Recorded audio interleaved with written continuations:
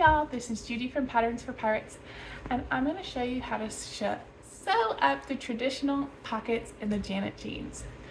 I'm going to do the little coin pocket and the slat pockets. It's got a pocket bag that you can use a nice thinner fabric on if you would like, or something cute. It's got a beautiful French seam on the bottom. It's gorgeous from the inside. It's gorgeous from the outside. It can be a tad bit confusing with the pocket shield, which way is right side, wrong side, and those French seams can sometimes confuse people. So if you're stuck on these pockets, they're not that difficult, and I will help you walk you through them, and you're gonna love them once they're done. All right, we're starting off by folding the top of our coin pocket down 1/2 inch, and then we're going to top stitch it down. If you're going to do 2 rows of top stitching, there's no need to finish off your edges. If you are not, then you're going to want to finish the edges of your pocket so that it doesn't fray. I'm going to be using top stitching thread. You can also use just standard all-purpose thread. I like to lengthen my stitch to a 3 length on my straight stitch, just because I like the way it looks better. And right now I'm just going along the edge of my raw edge that I folded down. I like to pivot, come back, and then I sew about 1/8 of an inch away from that first row of stitching. You really just want to pick a distance you like your double stitching and make sure you stick with it through most of your jeans so that it looks uniform. Now we're going to fold back our sides, and of course we're going to give this a nice good press with our iron, 1/2 inch on either side. It's going to look a little tall and skinny, but a lot of the bottom section is going to be covered up, so that's why it looks a little tall and skinny right now. Once we have a nice press, what we're going to do is grab our 2 pocket shields. The coin pocket is made to go on the wearer's right side. So this one, if you cut your coin pocket piece facing up like the pattern piece shows, it will only fit on this right one. There's some markings on the pocket backing or the pocket shield, and you're just going to line your piece up with the markings and then top stitch down the sides. Again, if you're only doing 1 row of stitching, I recommend go ahead and finishing off your edges. If you are doing 2 rows of stitching, that should take care of the fraying and you don't need to finish your edges. Along the bottom, we are going to finish it along with finishing the shield, so you don't need to worry about along the bottom. I like top stitching really close to the edge here. I usually don't do any more than 1/8 of an inch. Sometimes I do it even closer than 1/8 of an inch. Again, I just pick one at the beginning of my jeans and then stick with it throughout. I do like to trim the little corners of my coin pockets. So right here, this little triangle, and I just don't ever want it to peek out. So I trim that little corner there. Not completely necessary, but just a little thing that I like to do on mine that maybe you'll want to do on yours. All we're going to do now is finish the bottom of our pocket shields or pocket backings. And I'm just going to use my serger. You can also use a zigzag stitch on your regular sewing machine or an overcast stitch on your sewing machine, whatever your preferred method of finishing off edges is. After we finish them off, what we're going to do is take them to the iron, give them a nice steam and press. This helps if they got stretched out in any way, a little wobbly in any way, because whenever you finish off fabric, it's usually a tight stitch with a lot of stitching, and it usually needs a press afterwards. That way the steam will pop it right back into shape and it won't be stretched out in any way. Next, we're going to need our pocket linings.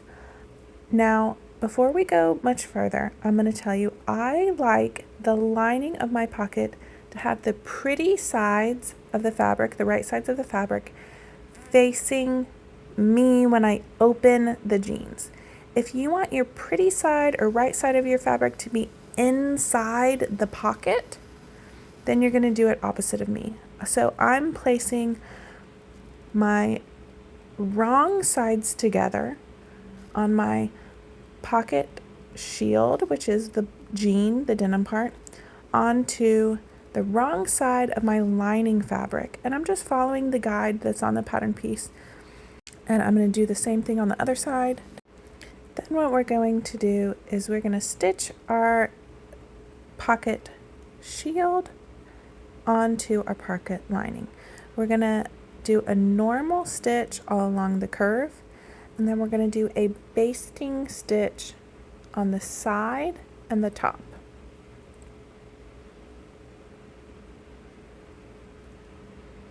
Again, I have the wrong sides together of my pocket backing and my pocket lining. That's because I like my right side of my pockets to be facing the outside when I open my jeans up. If you want your lining fabric for your pocket to be inside where you put your hands, then you are going to have your fabric facing right sides up on both pieces, the pocket backing, the pocket lining. It's whatever you want. If you like your pretty fabric when you peek inside your pockets, or do you like your pretty fabric when you take your jeans on and off? It's up to you. And just stitch all around, again basting along the sides and top, and a regular stitch all around the curve.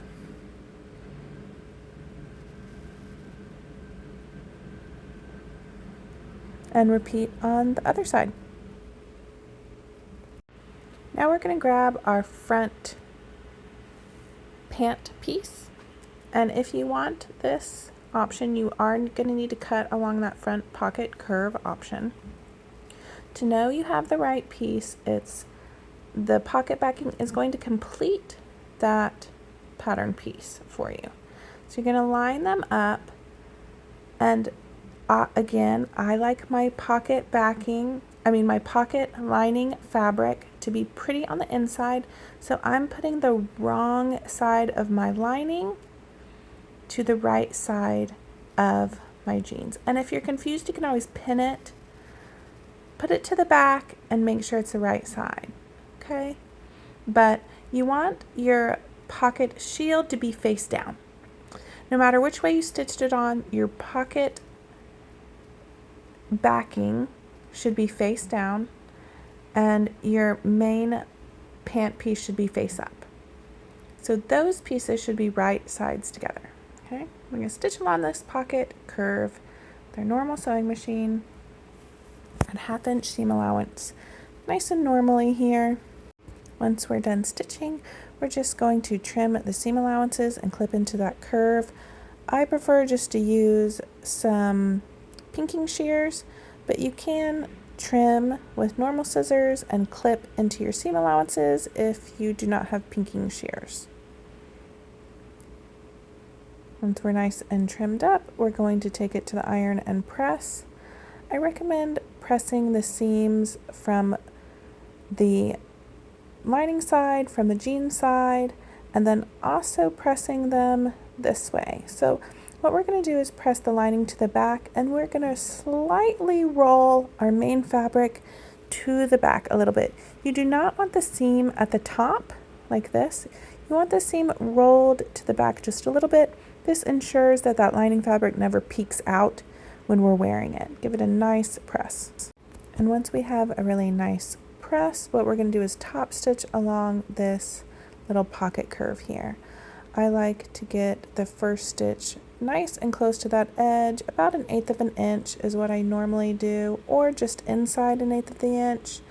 Again, I like to pick a top stitching style at the beginning of my jean and then just stick with it for the rest of my top stitching, so it kind of looks uniform throughout the jean. I do like to pin my lining at the side and the top. Just kind of helps keep it from getting tangled up in the bottom when you're stitching kind of holds it out of the way for you. So I do like to just throw in a couple of pins, keeping that lining nice and flat and where it should be. When using top stitching thread, I always find it helpful to pull out my bobbin thread a little bit. If you're using regular thread, you don't have to worry as much, but I do like to always pull out a little bit of bobbin thread when I'm using top stitching thread at the start of every seam. And again, I like to top stitch really close to the edge, about 1/8 of an inch or under. I think I did 1/8 of an inch on this pair. And then once we get to the top here, we're going to turn and pivot. Make just a few stitches, a couple to a few stitches, depending on your stitch length that you're using, across the top. And then we're going to turn back following our first line of stitching for our double row of stitching. Of course, this is optional. You can just do a single row of top stitching. Just showing you the way I prefer to top stitch most of my jeans and the way most traditional jeans are top stitched. So pivot, make sure you're pivoting your foot with the needle down.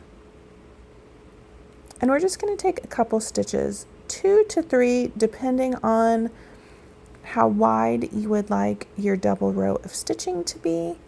I like to do a couple stitches, and I like to use my foot as a marker, and the edge of my foot along that first line of stitching is how wide I make my stitches. It's easy to follow and it's easy to keep uniform throughout the rest of the jean. But like most sewing, it is personal preference. Whatever you like the look of, maybe even a decorative stitch if your machine has them, could be really fun.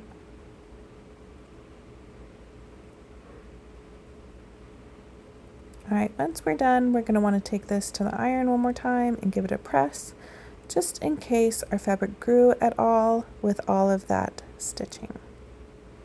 That's what it should look like from the back, again with the main fabric kind of rolled to the back just ever so slightly.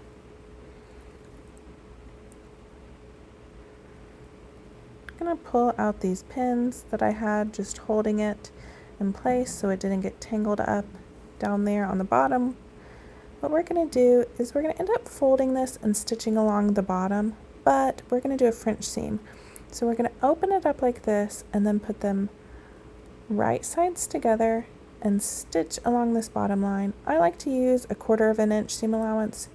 You can use a 1/2 inch seam allowance and trim it down, just like using a 1/4. That way I don't have to trim it down.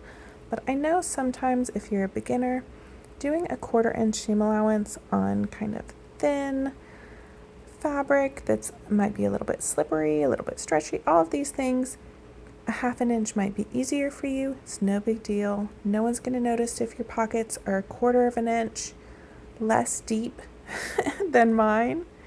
So don't worry about it. Stitch it with a seam allowance that is easy on your own machine. I like using a 1/4 inch. You can try it out, see if it works for you. If you need a little bit more room to keep a nice, pretty seam allowance, go ahead and take it. No one will know. Okay, so now what we're going to do is trim if you took a bigger seam allowance than a 1/4 inch. If not, we're going to turn it right sides out. Give it a nice press. I'm just going to finger press it here. And then we're going to top stitch it and we're going to enclose that 1/4 inch seam allowance. So I'm going to top stitch it about 3/8 of an inch to make sure that I enclose all those raw edges in there with my 1/4 inch seam allowance. You can skip this step. If you do, you want to make sure you finish the edges inside, or else when you stick your hand in your pockets, you'll feel the raw edges and they might fray. So I like to do this method because this way you won't feel the raw edges on your thighs when you wear it, and you won't feel it on your fingers when you put your hands in your pockets.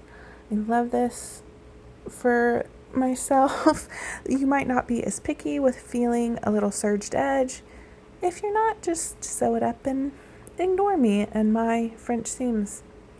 If you're like me and you love not feeling the surged seams on your fingertips or rubbed on your thighs, you can do it like me. It also just looks pretty. There we go. All right, next we're going to take these to see it's pretty on the inside, pretty on the outside, no serged seams anywhere. It's also a really nice flat way to finish off your seams. Serging always adds a little bit of bulk, so if you're worried about adding bulk to your pockets, this is a way to get a nice flat seam. We're going to take this to the iron and we're just going to press it just like this. Okay, lining up the top edges, lining up the side seams, making it nice and even, and no wrinkles anywhere. Give it a nice good press. And then what we're going to do is we're going to baste along these side seams where I'm pinning and along the top.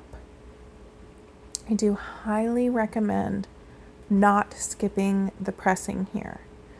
If you skip the pressing, there's a good chance that your pockets aren't going to lay perfectly flat and smooth. Okay, I'm finger pressing here, which you might be able to get away with depending on the fabric, but I know it made a big difference. I mostly use stretch chiffon. That's what I'm using right here. It worked perfectly. It's a little silky. I could get really cute little prints. It's nice and thin. It wasn't too difficult to work with. I loved it, but I found that it needed a press to get it perfectly flat and perfect for me before I basted it in place. As you can see, you can't see the lining from the front. The pocket shield goes deeper than the pocket curve. That way when you're sticking your hands in and out, you still won't be able to see the lining peek in and out. As promised, I went and pressed mine. So you can see I have a nice pretty crease now. And then on the bottom, my French seam is nice and flat and beautiful. Always recommend giving everything a good, nice press before sewing it in place. This is just a basting stitch along the top. And then I'm also going to do a basting stitch along the side seams. I do highly recommend taking the time to do your basting stitch instead of just throwing pins in there. It will make everything much, much easier later on. So take the time to press, take the time to baste, and it will make it a much better sewing experience for you. All right, we're done with our pockets. I hope you love them. I hope you love the way they look, the way they feel, and I can't wait to see your Janet jeans all sewn up. Don't forget to share with us. Bye, y'all.